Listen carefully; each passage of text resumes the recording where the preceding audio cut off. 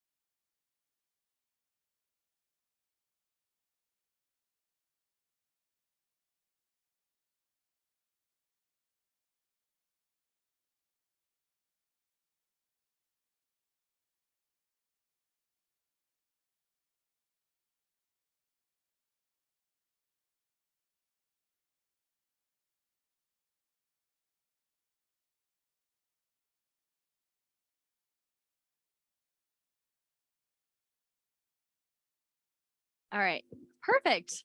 Hello, thanks for coming to this talk. It's a big room for a small crowd, but I'm so delighted to be here today with you all to talk to you a little bit about the Library of Congress and some of the work that we're doing around collections as data.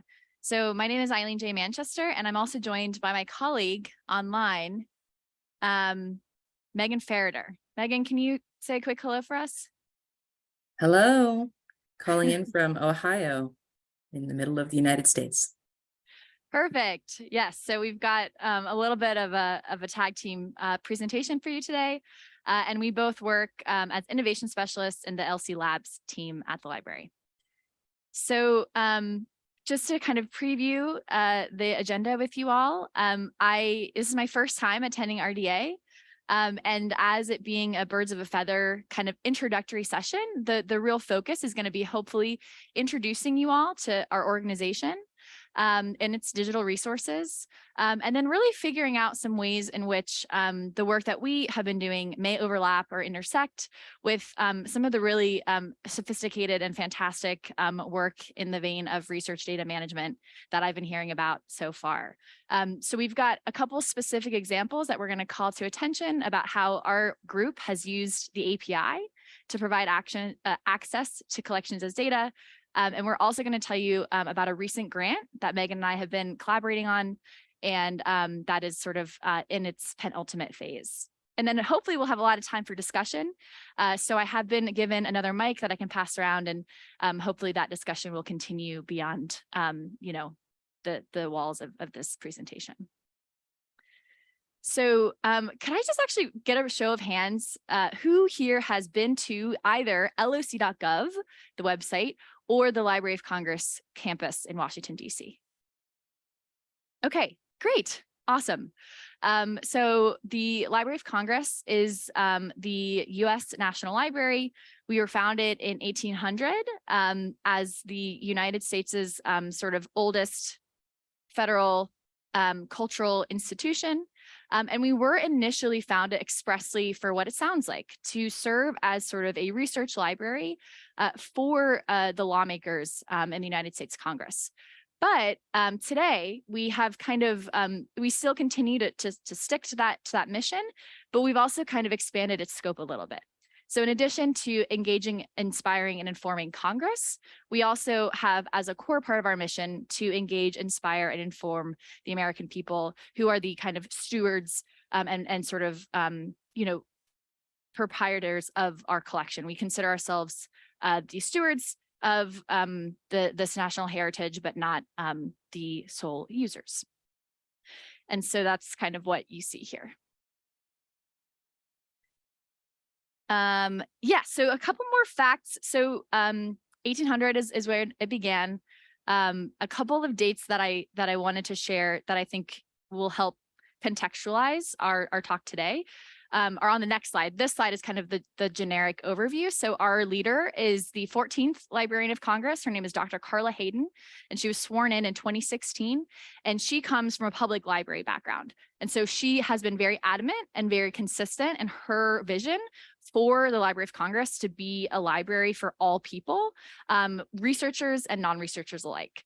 And we also have millions of books, being home of the US Copyright Office, but we also have lots of things besides printed materials. So you can think of us as kind of a library and an archive in some ways, but also in some ways a museum, because we also have a visitor component in the Jefferson Building. So these are the two dates that I think might be of interest to this audience. So as some of you probably know, in the 1960s and 70s, the machine actionable, readable cataloging standard, MARC, was developed in-house at the Library of Congress, and now continues to be a national and international, metadata cataloging standard. And then in 1994, we were one of the first cultural heritage organizations to launch a website, which was a good and exciting milestone, but now has a lot of sort of technical legacy follow-on effects that continue to kind of influence the work that we do today. Oh yeah, and just to reinforce, I think what I have loved about being here so far is hearing from a really specialized set of services and practices and resources that really, really are targeted at supporting researchers. And I think, as a research library, that still is a huge part of the mission of the Library of Congress. But we also are experiencing, this shift where we are kind of orienting also towards non-researchers. And so that is what labs, we work quite a lot with computational researchers and folks who might be familiar to you all here, but then we also don't work exclusively with that audience. So just to reinforce that. So here are a couple of numbers. We're a huge organization, over 3,000 people. So I'm the only one here today, but I don't represent, the entire organization. So I just thought that number was useful for context. We welcomed many thousands of on-site visitors as well as online, and then recorded in 2021 a total of more than 173 million items in the collection. So in terms of scale, it is a lot.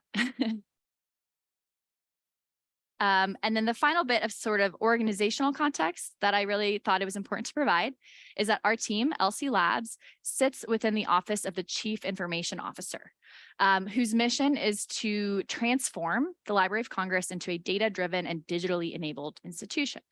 And so while collections management, both digital and physical, is a huge, as one might expect, part of the work that the Library of Congress undertakes, it's not the only kind of area of activity. So OCIO also builds and sustains the technology necessary for the Congressional Research Service, which is still the part of our organization that is really optimized to support and respond to the research needs of Congress, and also the United States Copyright Office, which is another huge kind of avenue through which the library acquires new materials that are copyrighted in the United States. And these are some more, I think, kind of maybe more exciting for this group numbers. So in fiscal year 22, OCIO helped put online 76 new or significantly enhanced digital collections.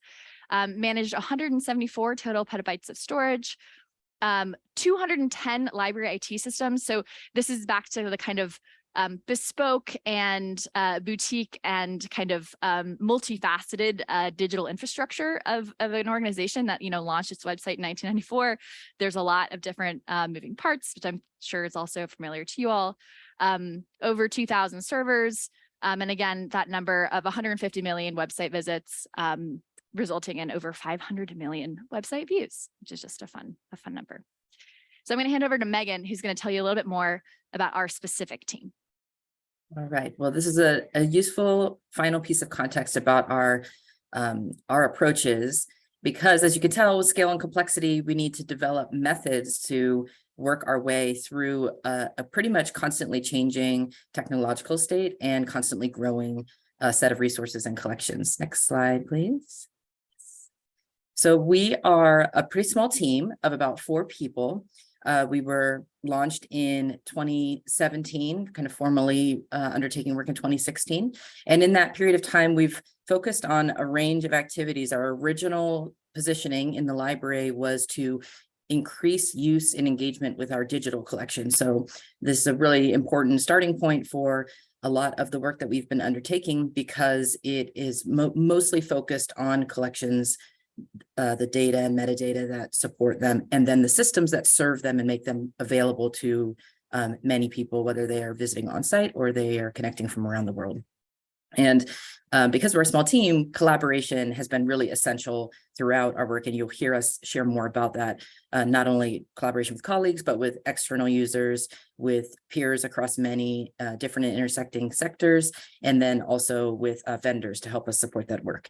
And when we think about our remit, we think about digital scholarship as being, or excuse me, the work from digital scholarship to crowdsourcing to approaching computational methods and hackathons and data challenges. We really think about that as an innovation layer on top of all of the practice that has been ongoing. We're really only able to undertake this work because of the broad skill and expertise of our colleagues. So when we often are kind of lumped in with the word innovation, because our title, Digital Innovation Lab, has that in the title, and that might sound like we are seeking new approaches or starting from scratch, but what we're doing is iterating upon approaches. So we're bringing in approaches from outside our walls. We're learning on building upon what we've learned from all of these engagements, and really trying to approach similar problems in new ways or approach new problems using similar methods. And iteration is really important. So we'll check out the next slide and show the connection between these various initiatives. So we're going to work our way from the top left corner to the bottom right corner, snaking through that area. And when we started in 2016, and then when we launched in 2017, we were focusing around this notion of collections as data, which has a parallel effort that was funded by the Institute for Museum and Library Services, and also the Mellon Foundation, which is also known as Collections as Data. And our processes are very connected, our ways of thinking are very aligned, but they are kind of separate efforts. Just want to make sure that we make that clear. Continue to be inspired by that other effort and bring in that work into our space as well. And then we launched LC for Robots because it was a centralized place where people could find access to some machine readable data. And we also launched a small crowdsourcing pilot. And from there, moving into the top middle part of this slide, we launched in 2018 a By the People crowdsourcing program, so inviting volunteers to help us make our collections more discoverable.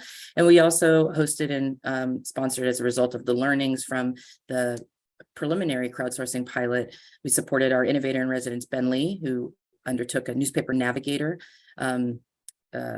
project to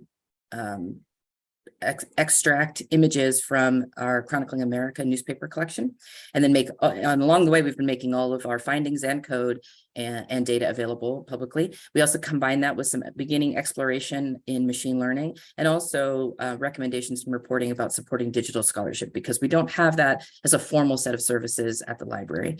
From there, we launched into the kind of bottom right corner, and we'll slide across to the bottom left corner, and just kind of continuing to build and bringing out the efforts that you'll hear about today, both in supporting access to data through the loc.gov, JSON YAML API, and other APIs, including the Chronicling America API, and the Mellon Foundation supported computing cultural heritage in the cloud, coupled with our body of work in exploring machine learning.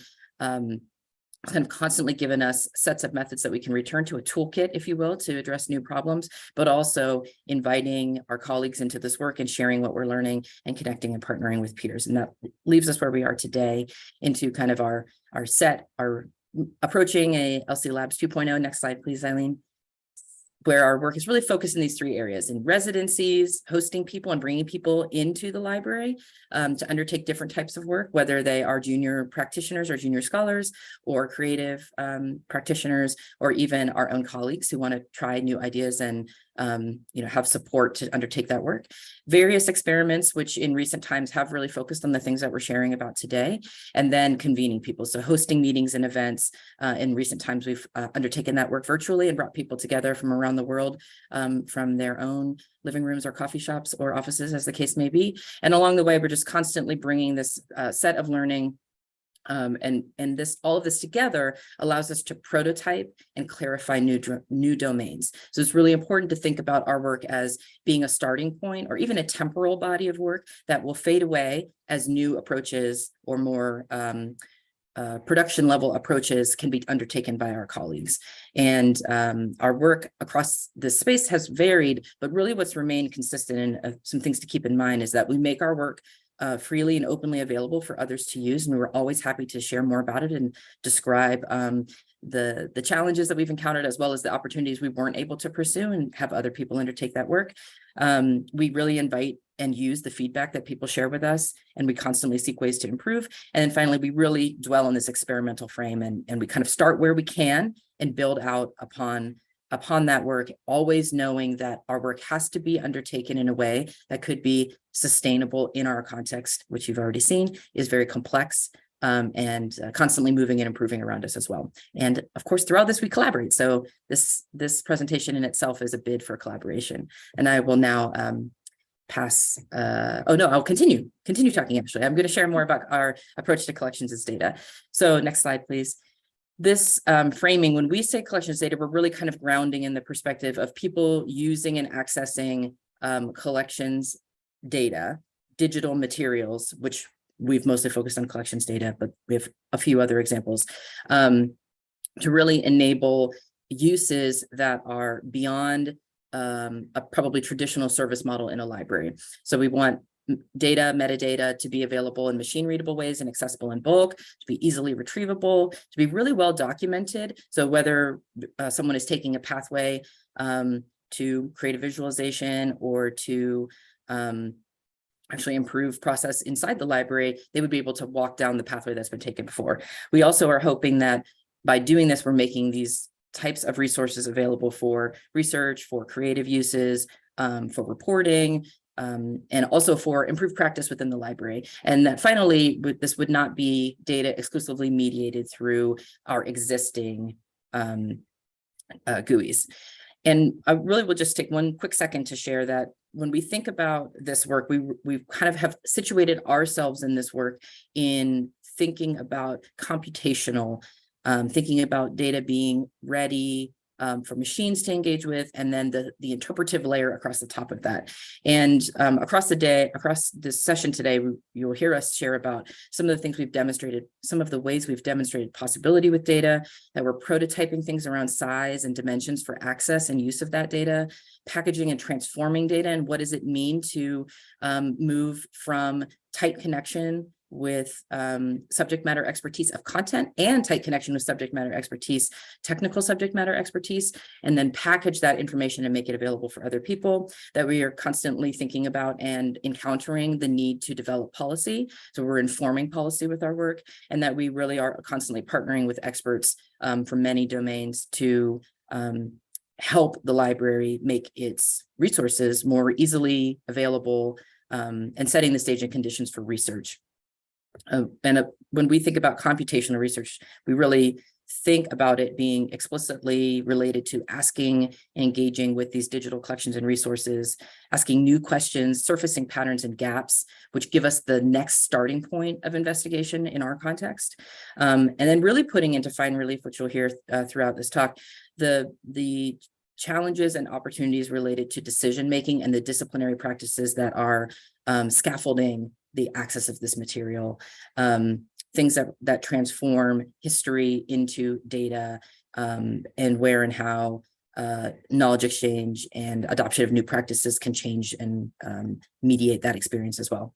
And then kind of finally, by supporting this type of research, we really are thinking about, you're okay to go to the next one, a segue. We're really thinking about what does it mean to be kind of engaging with research and publics at the same time. And this is a great way to think about these kinds of bodies of work as connected to each other. This documentation and uses of the API and our Mellon Foundation supported Computing Cultural Heritage in the Cloud initiative, which we'll share about both of these in just a moment. But they're not on a scale, they're not poles, but they are more cyclical. They feed into one another. And across the engagement, the first phase of work for LC Labs really dwelled within accessing and surfacing data through the API and trying to document those processes. And then our Computing Cultural Heritage in the Cloud was hoping to make a step up from that. And we found within our first phase that actually we really were still relying on the API really extensively, and we were able to develop, Eileen took great effort, which she'll share more about, to continue to develop the documentation.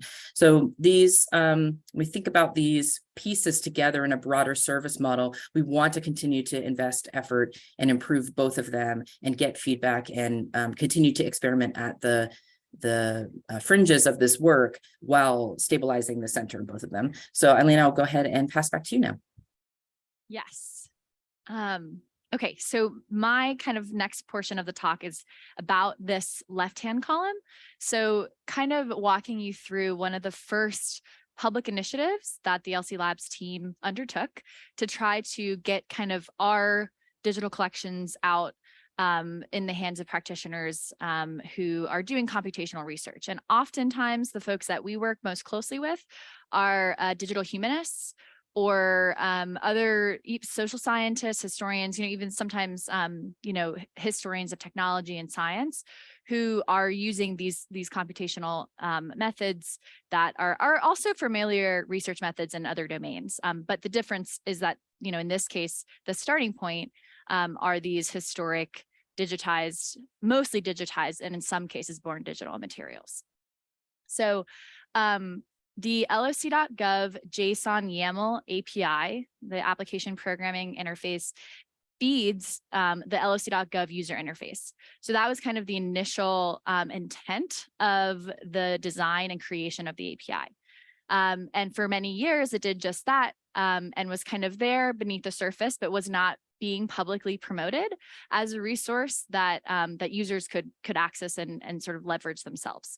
And so in 2017, that was kind of one of the first ideas that Labs came up with, was what if we just sort of got the word out in all of its complexity, right? So as you heard, I think, and I can just reiterate, we have over, I think it's 17 different reading rooms across 5 custodial, a dozen custodial divisions split between 5 directorates. And each of these different divisions have their own cataloging, description, digitization practices, both for special collections and general collections materials.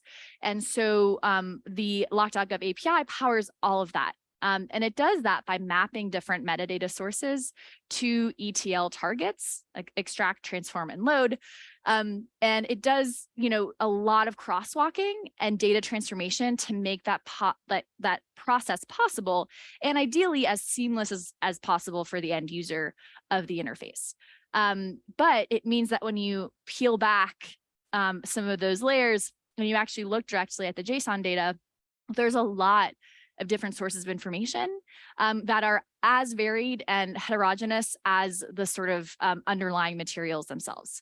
And it's made a little bit more complex by the fact that users of the API that we've worked with over the years often use it to both kind of query and retrieve metadata, as well as actual URLs that can direct them to the content files that are served up on the website.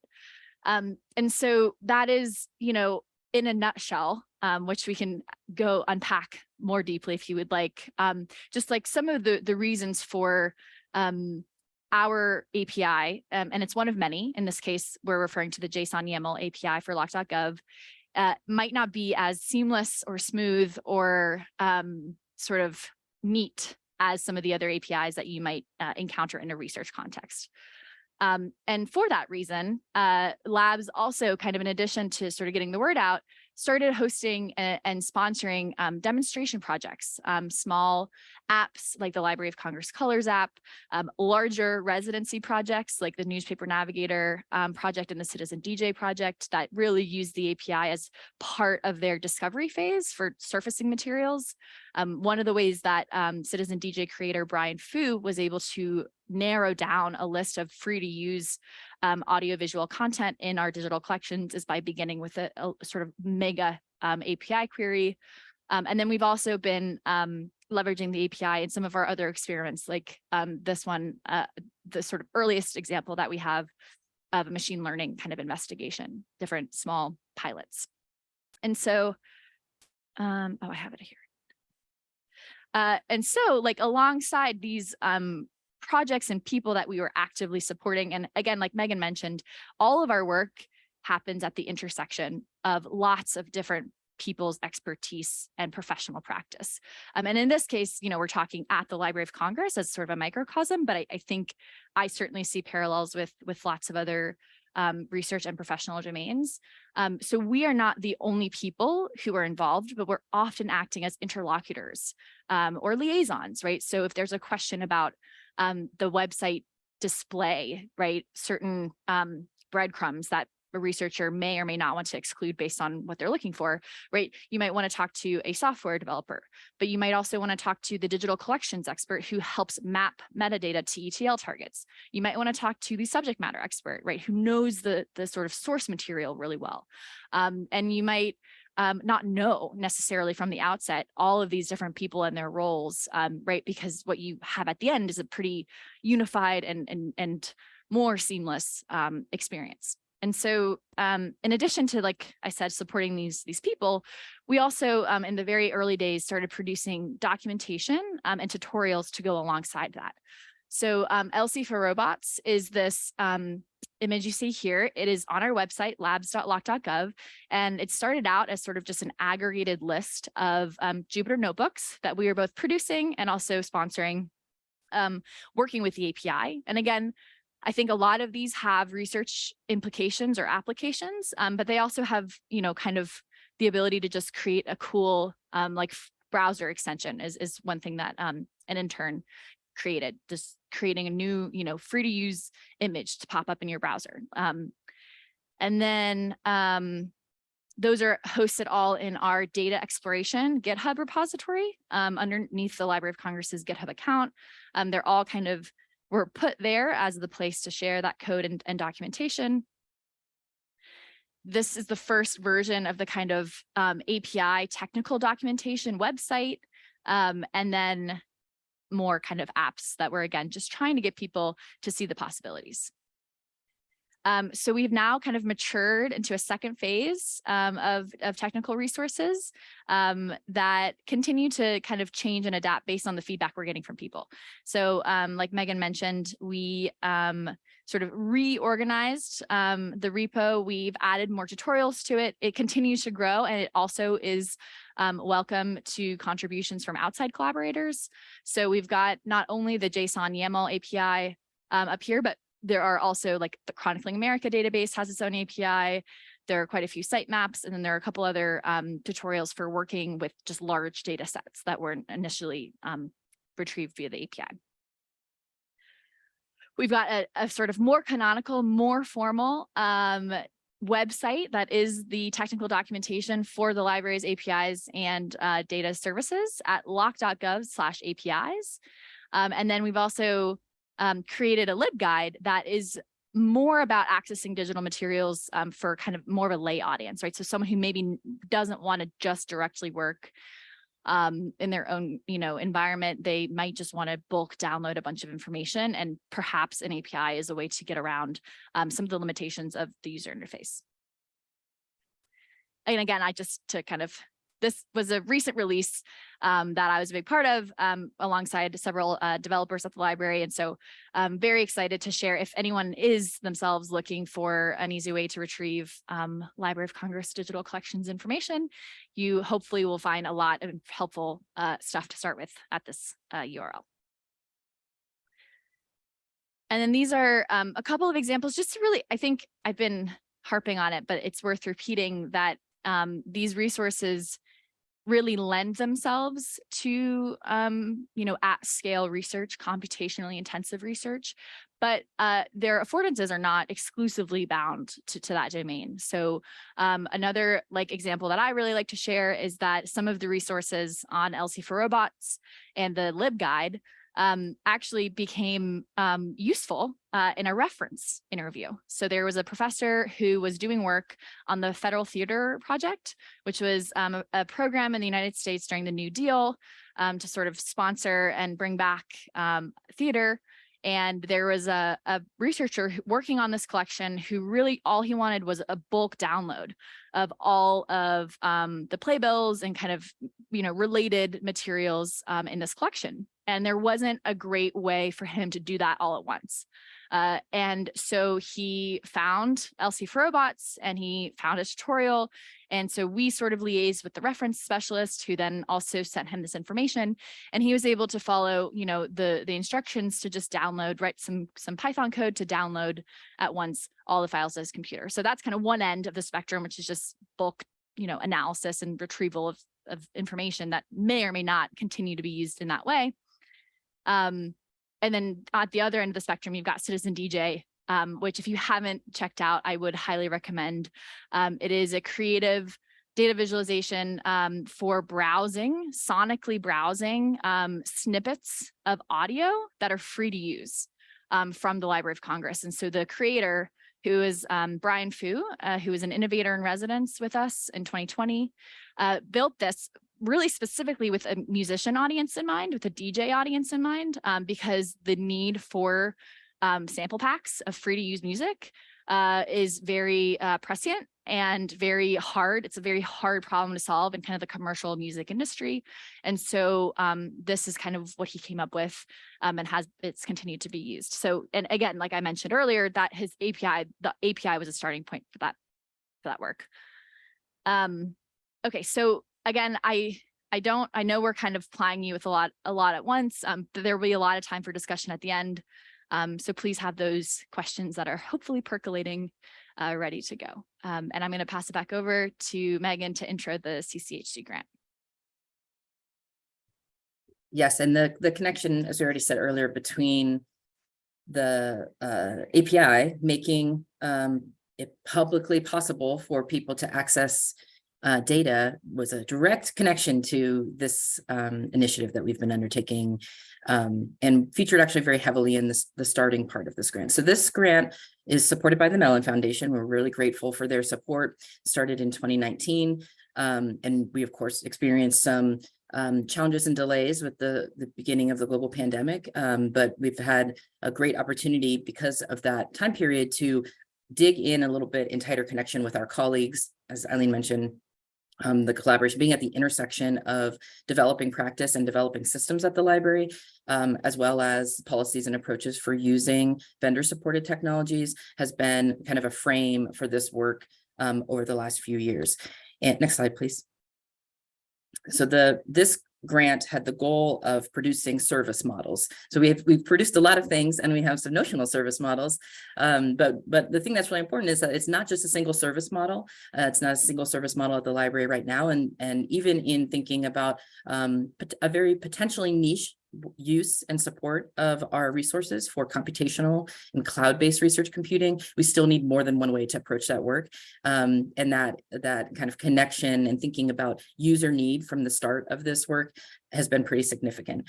So we really wanted to come together to make costs and possibilities of this work more clear and really ensure that this work was being undertaken in a way that was oscillating between speculation and possibility and sustainability and practicality. And that kind of movement between those spaces really stands out throughout the phases of this work. There are 6 phases of the computing cultural heritage and the cloud grant. And as Eileen mentioned, we are entering the final one, which we call transition. And mostly that's because we are exploring what comes next as a result of having undertaken this, whether or not the service models we're recommending, the approaches we're recommending can be adopted at the library, and what's a time frame for that type of work.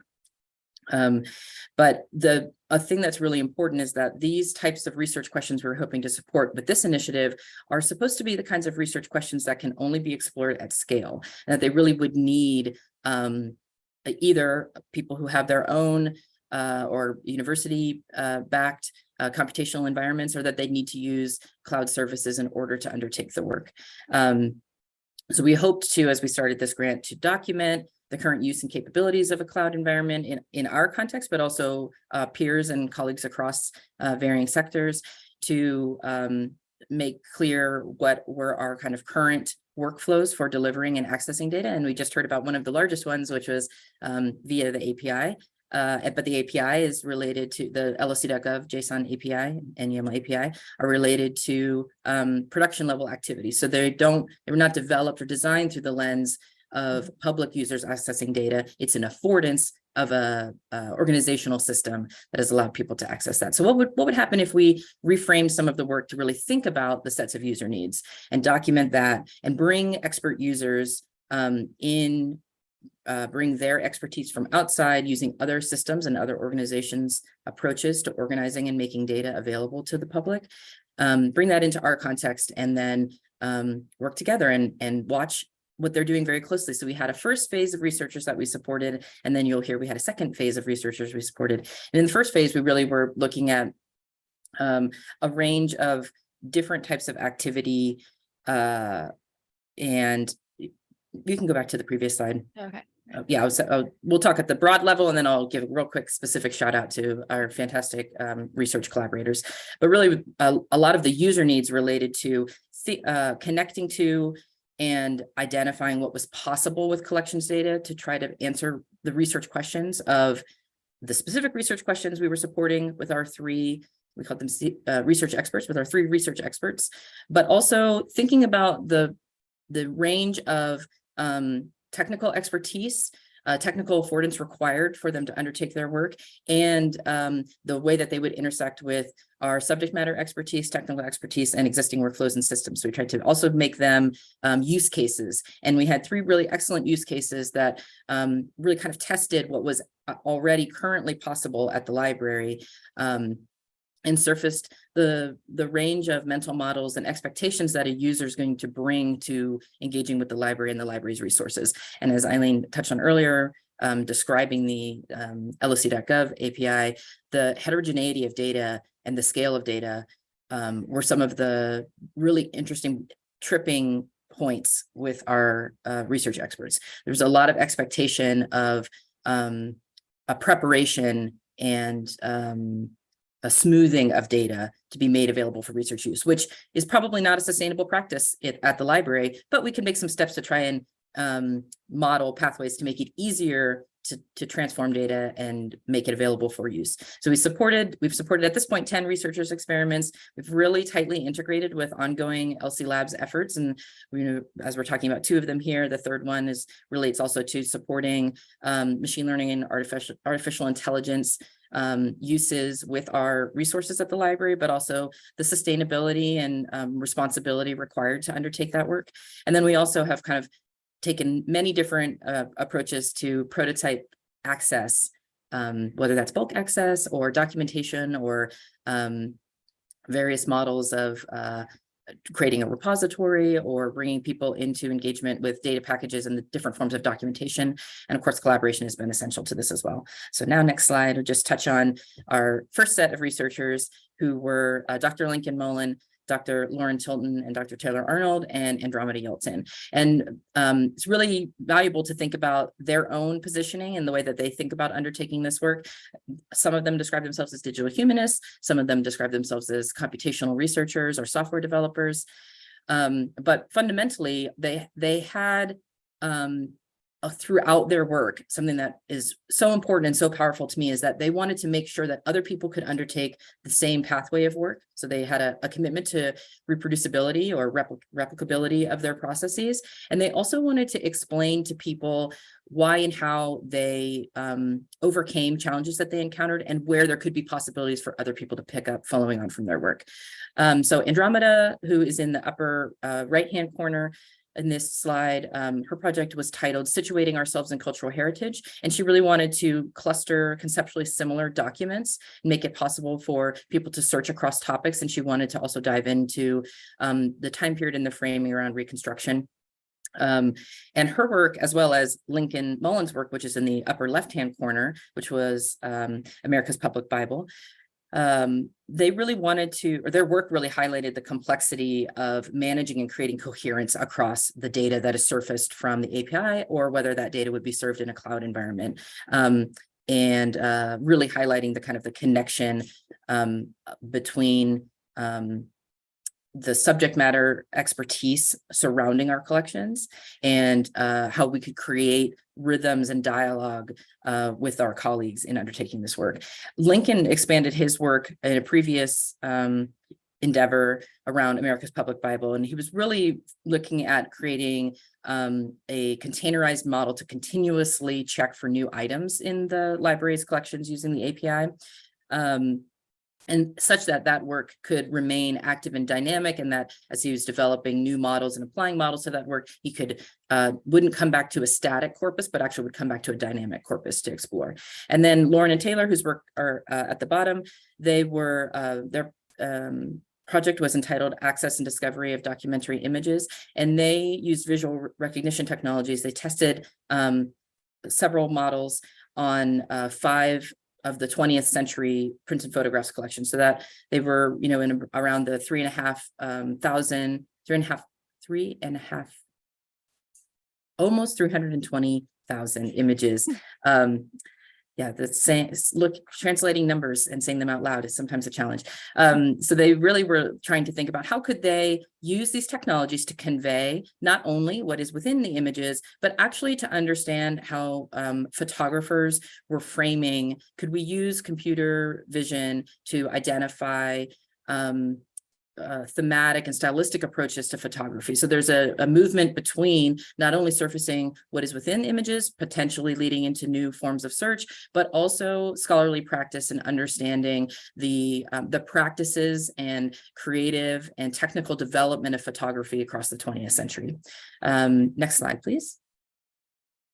So as a result of that first phase of work, we had a set of emerging service model recommendations, and Eileen will share about a second phase of supporting researchers. And these service model recommendations have carried right through that body of practice as well. So we have kind of 4 core elements of the service model, service models we are proposing. And in the versions of service models, some of these pillars are larger or more thin, but fundamentally we know we need to continue to experiment and transform data to make it useful for computational researchers. Its current state is sufficient for creating a preliminary starting point to ask questions, but for deeper engagement, there's just a broad body of activity that needs to occur to make that possible. And we want to remain experimental in this space because we know that we don't want to invest in a single system or a single approach.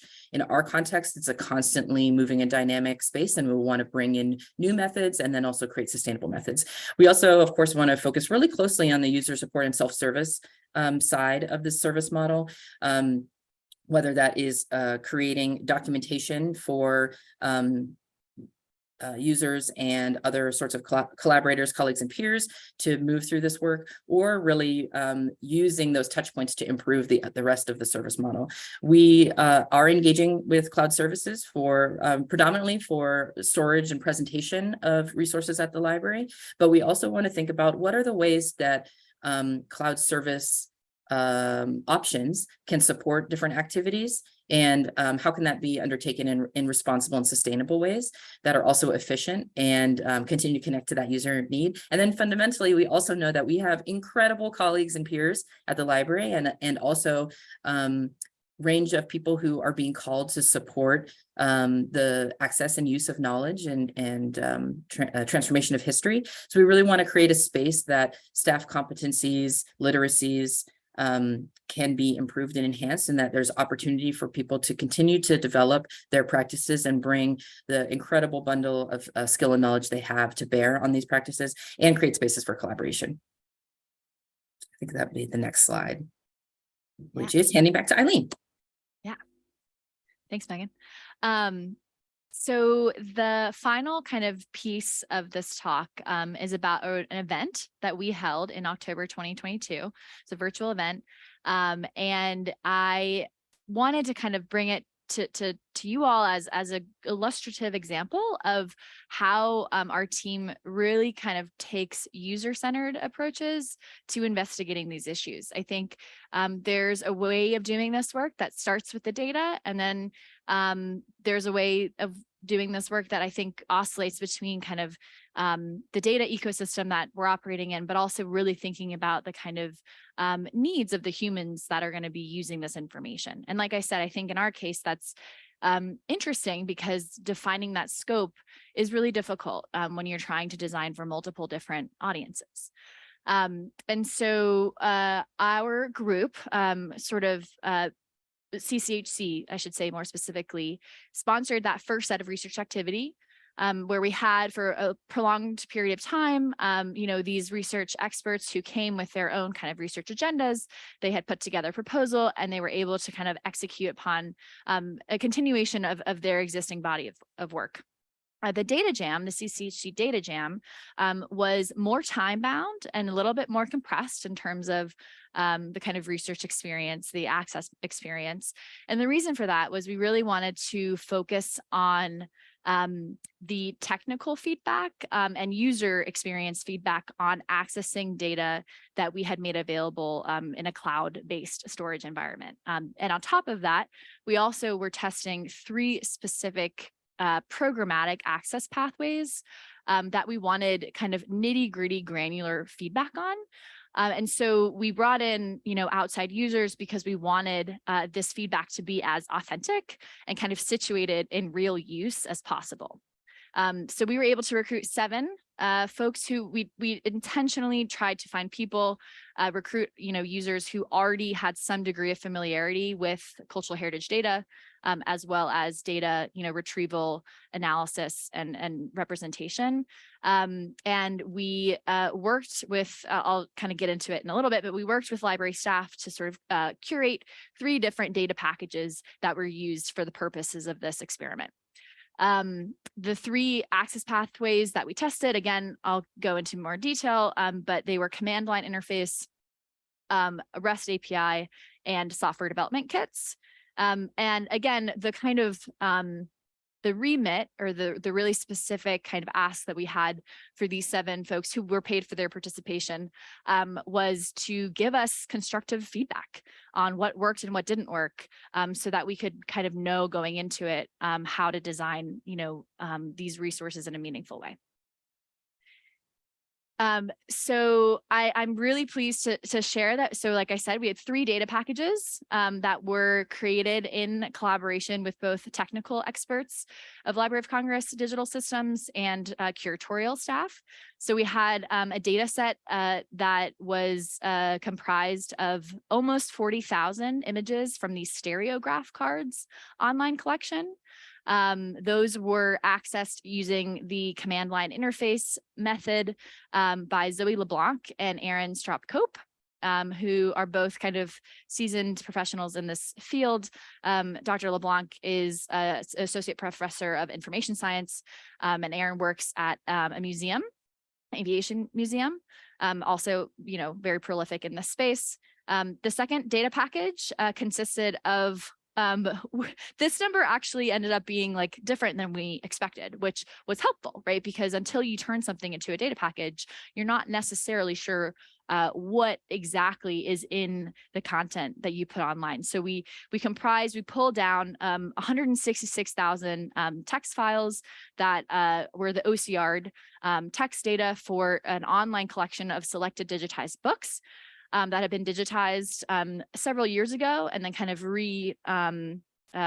put online kind of with some enhancements that as you'll hear about kind of ended up really only the researchers who use this data package really only were able to kind of meaningfully look at about 90,000 of those files. And so that was kind of interesting. And then they were using the REST API that was made available by the cloud vendor that was being used for this experiment. And it found quickly that was a terrible idea and abandoned it because it, the REST API is meant to be a service that you build other services on top of. And so it doesn't actually make sense for a human individual user to use that method. And so we quickly said, great, that's exactly what we wanted to hear, use an SDK that works in your programming language of choice. And so Tim Sherritt, who's based at the University of Canberra, and Quinn Dombrowski and Nicole Nomura at Stanford were the kind of folks that we initiated for that data package. And this was also very cool because so Quinn and Nicole had actually a particular research interest. So they were interested in children's literature that were kind of nested within this larger corpus of the collection. And so from that, we were able to glean information about, okay, this corpus, we organized as a sort of institutional level, right? Because it's a collection that we put online. But for an end user, that might not be the most meaningful organization of that information. And so how can we make sure that in our metadata, in our READMEs and cover sheets, like they know kind of how to narrow down a subset that is of material that is meaningful to them. And then finally, this third data package was not retrieved from an online presentation. This is actually material that was created experimentally in a georeferencing experiment in 2015. So the Austro-Hungarian map set is a physical map set that's held in our geography and map division. And there was a subset of the collection that was georeferenced, about 5,000 images. And so we made, and then the division has kind of like digital scans of the map. They're just not online yet. And so we made those two kind of sister sets available in this larger data package. And those were accessed by Daniel Van Streen and Vikram Mohanty, who's a PhD candidate at Virginia Tech. And Daniel was formerly at the British Library and now works for Hugging Face. So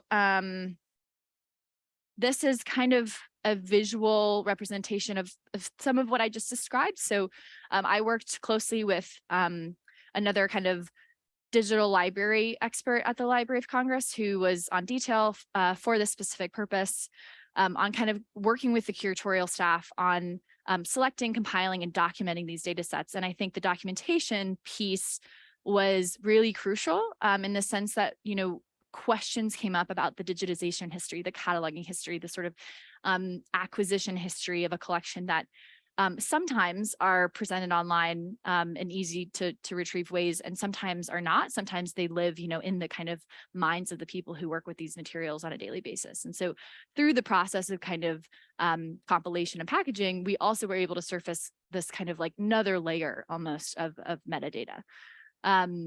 And then we were able to move, like we mentioned, so the cloud is a big piece of this grant, specifically looking at affordances and limitations of cloud-based technology. So that's what we used as kind of the access point. And then we're really focused on these kind of bottom pieces, right? So like the technical setup and then the documentation were the two main things we wanted people to give us input on. But we also, so I'll have an image on the next slide, but we also built out kind of a website component to go alongside the S3 bucket that people could just like directly kind of hook into. And that was actually kind of cool for me. I had anticipated or maybe expected that these advanced users would be, somewhat agnostic as to whether or not there was a website component, and every single one of them, because we launched it like right around the time that we had the data jam, which was the internal kind of capstone event at the library that is online and easily viewable now. But they all were like, no, we want that, because even though we're data people who work with data, we want to know kind of what it is that we're looking at, before we kind of dig in and dive in. which is a nice segue into this slide. It's very text heavy, so I encourage you to go to data.labs.loc.gov if you're interested in kind of having more time with this information. But the data package is what we called kind of the data set plus. So in addition to having in this case, we did make the content files available. That was just a sort of decision that we made at this point for this experiment. It might not be the practice that we adopt moving forward for all of these sort of data packaging methods. But in this case, we did. So we had the actual kind of content files, the assets themselves. We had the metadata available in both JSON and in CSV format. In this case, for the data sets that were retrieved via the API, that was kind of the full like JSON response flattened into a CSV file, which I think, again, like now that we're iterating on that, we're finding like we should make that available, but then also have a more kind of selective curated version of that as well. A manifest that, you know, was another way that people could get to the information if they wanted to. A README, which was very focused on our technical process for making the data sets. And then a cover sheet that was kind of more contextual, right? To kind of describing the relationship between this data set and its source collection. And then also the history of that collection and how it came to be at the Library of Congress. And then we also created these sample packs that basically, you know, were for easier exploration of folks who, again, didn't want to just go full in off the bat. And then we're also piloting this template that it's so funny because I've been going to all these talks and I've been hearing all these things and I'm like, wow, these are so like robust, your templates, your questionnaires and all the kind of like the whole mechanisms behind data documentation management. The data processing plan is a template that we're using really with kind of machine learning applications in mind. So having at the forefront of any kind of data transformation, having a clear sense of what data people started with and how they plan to process or transform it, especially if they're ending up going to feeding it into any kind of an automated system. And again, this and more is available at data.labs.loc.gov. And then there's also, we have a blog that we've written about this kind of event on extensively. And I'm going to hand it back to Megan to kind of close this out. Oh, no, I'm not. This is just the same image I think that I had just mentioned. So right, the back end, the S3 bucket that is open, it's public. You can, if you are interested in working with data, go right ahead. And again, the kind of website front end component where we also made a lot of that contextual information easily, you know, renderable and viewable. And now I'm going to hand it back to Megan to kind of close this out. And then I hope it looks like we'll have plenty of time for questions and discussion as well. Thank you. Thank you, Eileen. I have been sharing some links in the chat, which I'll move into the notes doc from this session. Many of the things that Eileen has been sharing, as we said, we try to document openly and also provide that kind of nuance around the work in our blog posts and in documentation, and also demonstrating the connectedness of all of these activities. So in the end, we had in the second phase of research, connecting with collaborators to understand this, we really learned a lot about their preferences for getting started with working with data, but also with how they bring a mental model and how they bring previous experience into the work, which is really significant for us in thinking about what sorts of skills or expertise do we need to have at the library to support this work. Eileen, do you want to move to the next slide? Yeah. I was just going to say so we did ask at the showcase event, we did ask people to actually have some kind of a visual representation of like an analytic process that they undertook with the data set. And we were like, it doesn't have to be a finished product. It doesn't have to be publishable. It doesn't have to be anything crazy insightful, but is there something that you can show that, you know, like it is a representation? And so that's what you see here and what you, if you are interested, can find online in that event recording. Mm-hmm.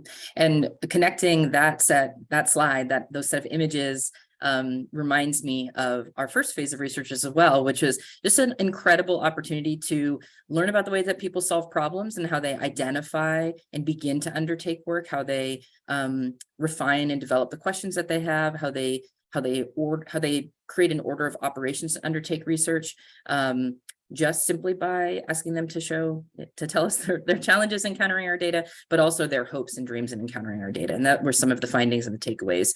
And I think, just to kind of really double down on the point that we really did undertake this data jam because we were unable to move to this point with the first set of researchers, but everything that we learned from the first set of researchers informed this second exploration in the data jam. So next slide, please. So we received both we organized our feedback that we heard in both the presentations from the set of expert users and also the workshop that followed. And we organized that into technical feedback and user feedback. So some of the takeaways here hopefully resonate with you. And if you've undertaken work and developed some solutions for these approaches, we'd love to hear more about them. So the use, as Eileen mentioned, the use of the API in Amazon Web Services, which was the environment we were asking the researchers to engage with, did not work well, but command line interface and software development kits were very familiar to the researchers. They used these methods in other spaces. They really were kind of able to hit the ground running, and having that sort of technical experience or confidence in technical experience allowed them to encounter uncertainty in other ways and engage more deeply and give us feedback in that space. They also gave really excellent feedback about the data package components that Eileen and our colleague Chase and some of our other colleagues had developed.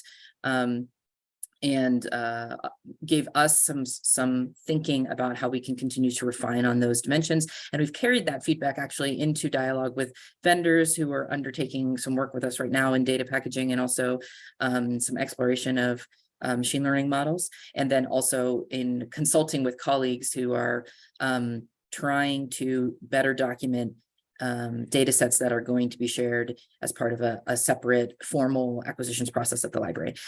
The REST API was not great. We had a lot of timeouts for our colleagues in acquiring, downloading, and parsing the data. And as we mentioned, they only had about three and a half weeks to access this data. So they really said, we would like more time. So that personal challenge of time really does actually connect into the technical challenges as well.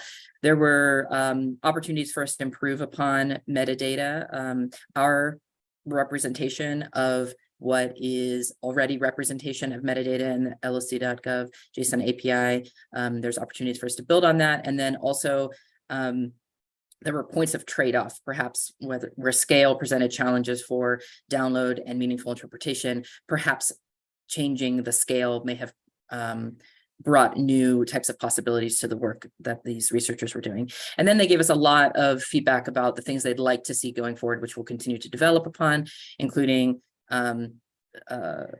creating a sort of an interface, a GUI for gathering context to help refine and quickly approach the research questions that they are bringing to the data, some things about standardizing, and then also really kind of conveying relationships between what is in the data set and the broader collection, as well as where and how things are represented across space and time, to better inform the results of their kind of preliminary queries with the data or use of the data. Next slide, please. Which around user insights. And this was one of the places where we asked the researchers in our workshop to really kind of dive in and think about great experience they've had in other places and things that they would like to see. And it was so wonderful to hear the ways that they wish to share and learn from colleagues and peers, as well as from staff at the library. They really, in particular, honed into that connection of bringing expertise to bear even on documentation is going to be essential for supporting this type of work in the future. And so when we think about that, if we move into the wishes space, there are ways that we could do a little bit of advanced work such that self-service opportunities, self-service resources are available, but we'll also want to keep that connection, that tight connection between our incredible colleagues and the various forms of expertise they can bring to improve, refine, and even just slightly pivot or shift research questions to help a researcher arrive at a satisfying conclusion, and kind of carry that work forward and build upon it. Okay, next slide. So fundamentally, we really are looking at continuing to improve upon the documentation in general, thinking about the size and scope of bulk download or manifest-based access, and kind of continuing to prototype and pilot that, and that GUIs will be valuable for a range of activities, even advanced technical researchers, because it allows them to start their work in a different place, and that we maybe could convey visually or more descriptively in different ways what is possible with the data that we're sharing as part of the this experimental data sandbox.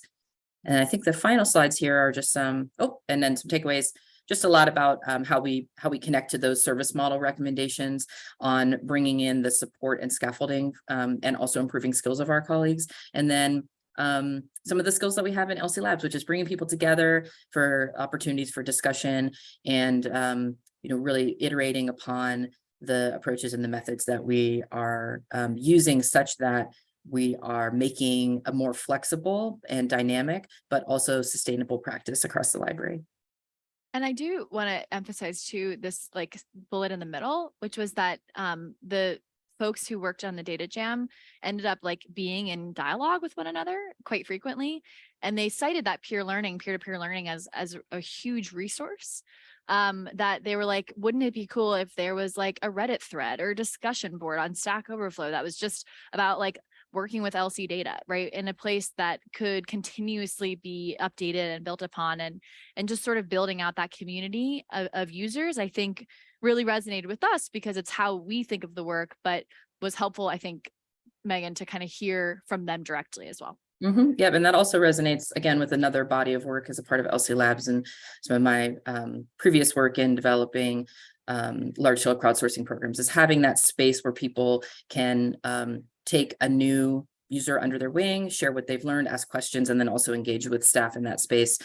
So a lot to explore in both the mechanisms and virtual spaces to support that type of work, and how we would engage it from a service model perspective and make that sustainable. And of course, also bring that kind of expertise into the library, that sort of community management engagement side of the work.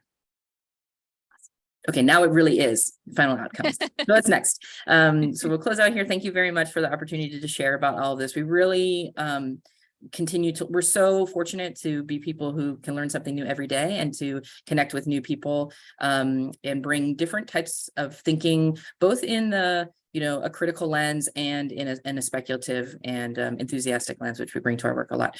But we continue to really understand that we're taking this into a space of designing for human beings. We have been really thinking a lot about designing for machines and machine readable, but what is the intersection between that human lens and the machine readable approaches, whether it's data or the workflows that are being developed?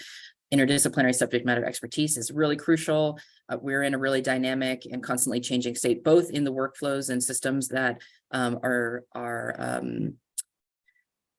compiling, standardizing or structuring, making available data, and then also those outward going flows, and can we create inward coming flows as well? And then service models that we would develop are going to require the same kind of approaches of flexibility and iteration, to bring in feedback, to involve more people, to hear and be willing to approach feedback with an improvement mindset, such that we're developing robust and engaging services for a wider range of people.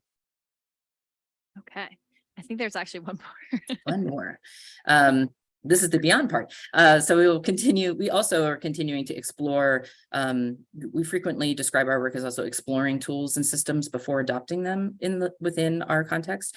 And what we find is that we often, in lockstep with other people, reach the limitations of those systems or tools, because they're not designed within our context. We're using them, we're applying them in our context. So we know that we need to continue to test those things, find the ecosystem of tools and technologies and the ecosystem of knowledge exchange, bring those things together. And then as you've heard us say throughout this presentation, we're really open to collaboration, and we certainly don't have all the answers. We're really at starting points, and we think that each of our steps allows us to ask more questions. So we hope that you'll come along and ask some questions with us, and that we can find other ways to work together in the future. Thank you very much. Yeah, thank you.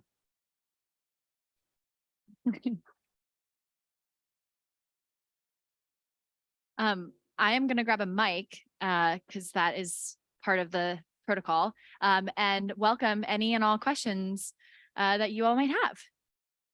Okay, thanks.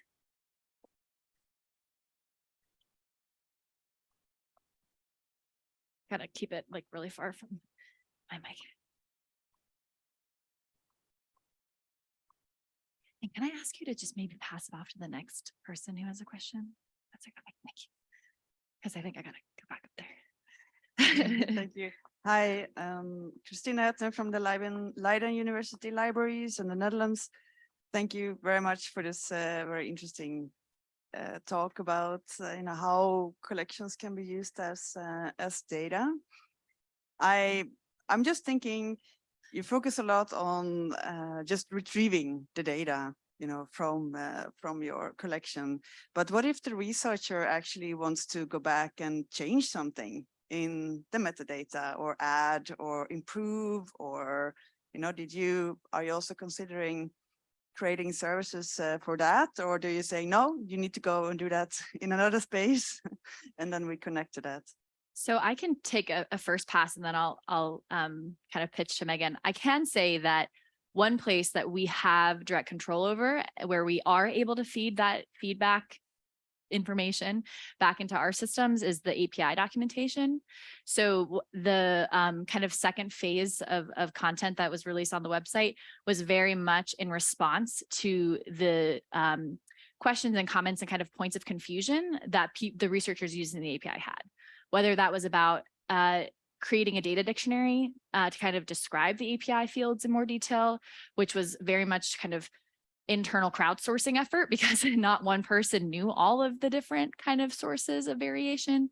And I think closing the loop is something that we aspire to, and it's something that we accomplished through the crowdsourced transcription program, but we're not quite there yet in terms of having a very clean end-to-end workflow for that kind of like data set re-ingest. But I can say, I would say, like, from my perspective, it is an aspirational goal. It is something we're trying to design towards. We're just not there yet. Megan, I don't know. Yeah, I think the challenge of scale in both updating information in our varying systems of record is a really interesting one and stays with us. And as Eileen mentioned, we have examples of improving forms of data, or descriptive forms of data, or supplementary forms of data with our crowdsourcing program by the people, with other approaches that our colleagues in the library have taken in sharing our resources into other spaces, into other knowledge repositories, and then bringing elaborated information back into our systems. And that has usually had some sort of subject matter expert interface. So there's a barrier or a gate there. That's really not sustainable at scale. So what we have been doing is, in our case, thinking about how can a broad body of feedback improve. We do continue to hear questions from researchers who have developed, for example, a derivative data set that could be useful or could be available. And what we're doing is bringing those types of resources in when it's in direct collaboration with us, bringing it into our experimental space, hoping that this then opens up broader conversation about what does it mean to engage with the many forms of research that are occurring outside of our walls, and then bring that back in to improve practice, but also make it easier to use those forms of data, is certainly a work in progress. Thank you. That's a great question. Yeah. Anyone else? Sorry, do you mind? Yeah, do you mind passing it around? It doesn't matter who. I mean, we still have an hour, so I won't hopefully take you that long. But hello, my name is Joan Murphy, and I'm working on the World Fair project. Yeah, hi, I Joan. think I've seen you on the screen. Yeah. It's just an interesting point there about the mutability, I think, of metadata records, particularly in the GLAM sector. And I'm wondering, is that something that you've looked at? I suppose we're kind of, in a way, we suffer from the fact that we're kind of at the forefront of keeping records, and societal changes. We've got the care principles, we've got lots of different considerations now. So is that something that you've looked at in particular when you've been looking at your collections, or, you know, how are you dealing with the fact that records are changing over time and capturing that? Yeah, so I think it's an ongoing conversation with the folks at the Library of Congress who are kind of more formally in charge of that practice. Right now, the data packages that Labs is sort of shepherding are considered both experimental and derivative. So the kind of records are still pertaining to the source materials. But I think we're aware of, I'm sitting with, I think, the people who are like the experts of persistent identifiers for data sets, that there are these other kinds of sets of professional practice that would actually be really useful. I think what is both easy and perhaps difficult to convey about the Library of Congress is, as a federal agency, we are nested in a lot of prescriptive regulations that are important for standardization, but also mean that change is hard and slow to implement. And so right now, I think there are data sets that are on the lsc.gov website in a collection in and of itself called the Selected Datasets Collection. And those artifacts are, I think, could more appropriately be described as like research data sets, right? They are acquired, whether it's from another institutional body or a researcher. They are described as an item in the library's collections, and that's kind of how they are managed. I think this question of derivative cultural heritage data that is either created through a research process or kind of made available in a different format from its original is still kind of an ongoing question. So I don't have any specific answers, but I think, again, like we're in the mix, and hopefully that can lead to some rich dialogue after this too. Megan, do you have anything to add on that? Yeah, just to say, in connecting that question to a sustainable service model or set of service models, we really have learned a lot about, which you may all encounter as well, about our users' interest in bringing their primary, secondary, tertiary interpretive layers to data. So they are bringing some of those dimensions into the work when they are engaging with what we've already created as experimental and derivative data.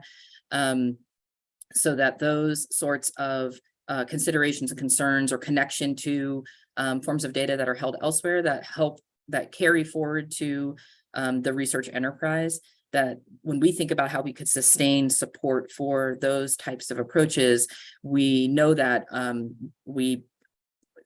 the best way to approach it would be to continue to create, in our context right now, in our experimental context right now, would be continue to create derivative forms of data or forms of data that can be combined in ways that are that the expectations can be shared, but that the forms of data are not overly transformed or are not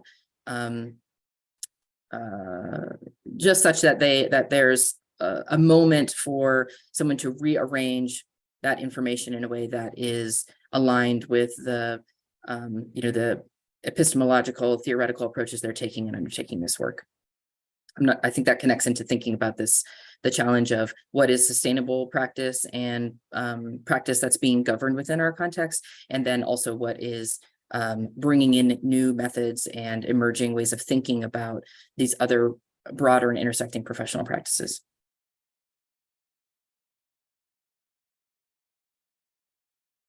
Coast clear for the next question? Yeah. All right. Well, you're Hey. just making me think about the whole theory of works and Yeah. instantiations, but that's another question. So Jane Greenberg, Metadata Research I think. Center, Hi. Drexel University. I'm like a total fan of your guys' stuff and Oh, been thank you. following it. And I visited with you, and then COVID hit. But I just really, congratulations. It's so exciting to see all of this work. So the Library of Congress, collections of data, just amazing. Your terminologies are an incredible resource. I'm working in the area of materials science now, and so Scott, who's up there, working with me, and even your terminologies, both historical and current, and you've done a lot to make them, machine usable and so forth.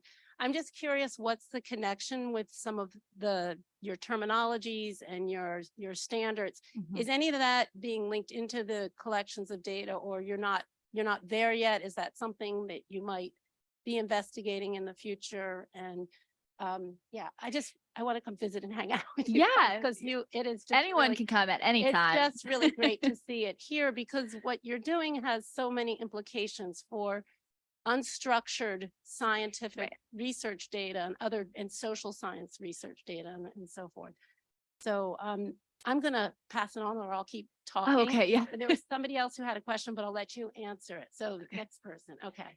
Thank Yeah, you. thank Thanks. you. Thanks for the question. Good to see you. Yeah, so the way I would describe it is connected, but distinct.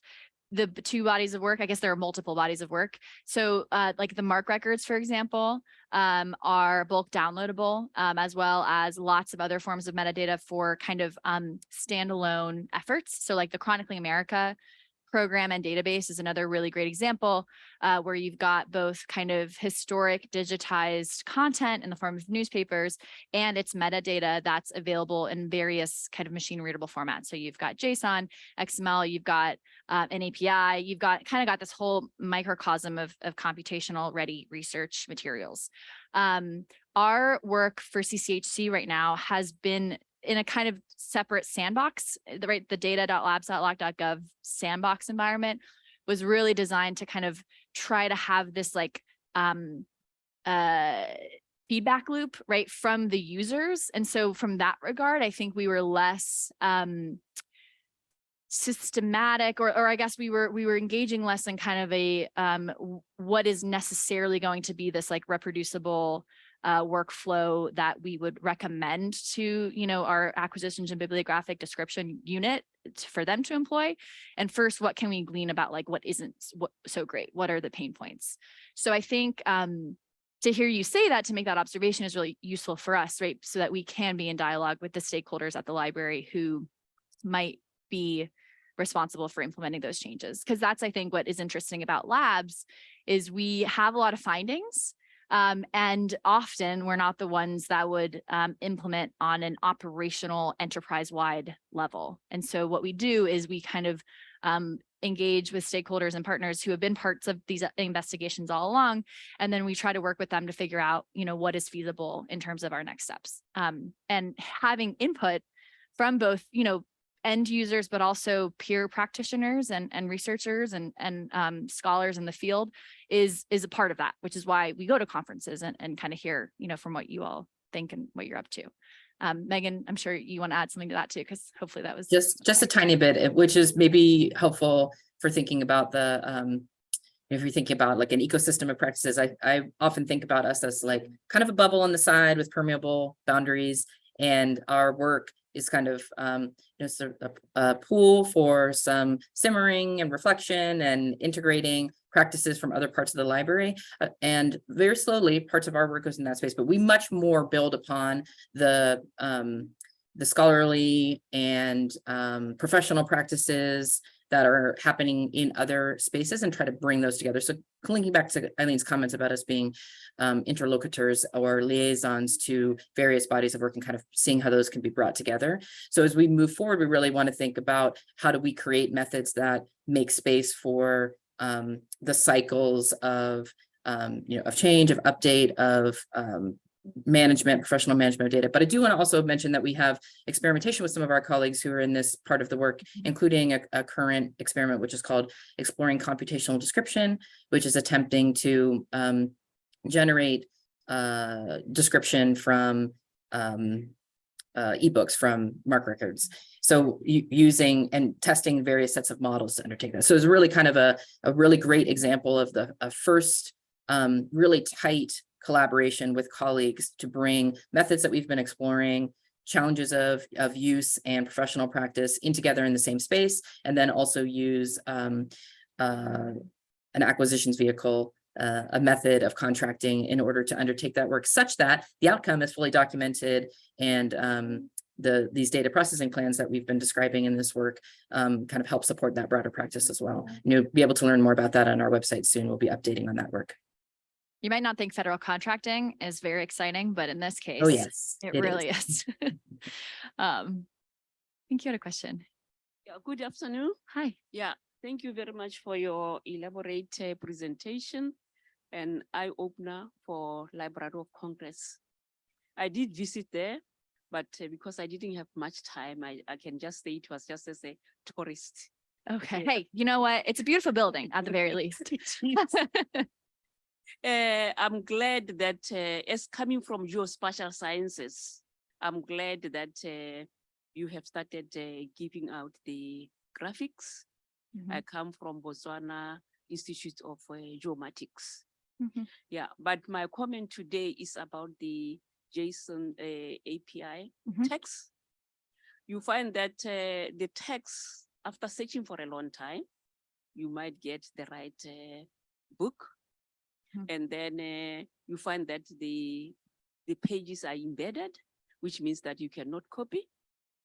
And also there are gaps, you might, you'll see all the chapters, but not exactly the chapter you are looking for. Mhm. And then the cost of downloading Mm. the text is just prohibitive, especially when you are talking about American dollars and you are in Africa. Thank you very much. Yeah, thank you for the comment and the feedback. Is that you've used the API Yes. directly? Okay, we JSON, should talk okay. more. Yeah, I used it, but I found that if I'm looking for a certain book, Yeah. you'll find that they will only give me certain chapters. Okay. And they might not be the exact chapter which I'm looking for. Okay. And then even those chapters are embedded, you cannot select and copy what Yeah. you want. And also you cannot download unless you pay. Yeah. Yeah, May and I it's a ask- bit Yeah. expensive. Yeah. Yeah.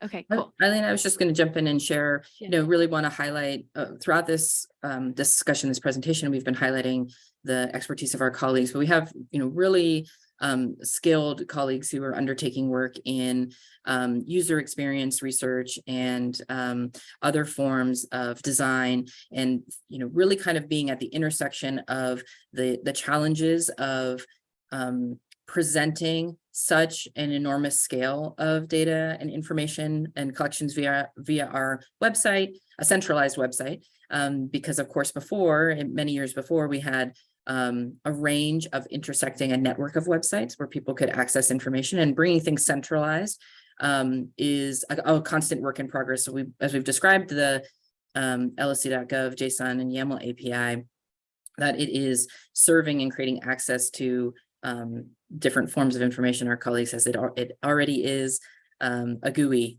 because it does what it says, and bringing that forward. But we have our colleagues who are continuing to improve upon this work, and these types of feedback are exactly the kinds of things that they really want to be able to understand, to make the experience of engaging with our resources much more effective and practical. And we also, in our own exploration in computing cultural heritage in the cloud, are really concerned about the notions that you raise here. What is the movement between the goal of creating access to the experience on the user side, and the prohibitive costs of accessing forms of data or other forms of text that are where is the efficiency and the cost model? So those are things that we're continuing to explore, and we'll look forward to being able to update on that. And also want to encourage you to, provide feedback on the API so that our colleagues and the experience of using our website, so that our colleagues can roll that into their plans for development, and also possibly give you updates on that. And one other idea I have, which is open to anyone, there's a website called ask.loc.gov.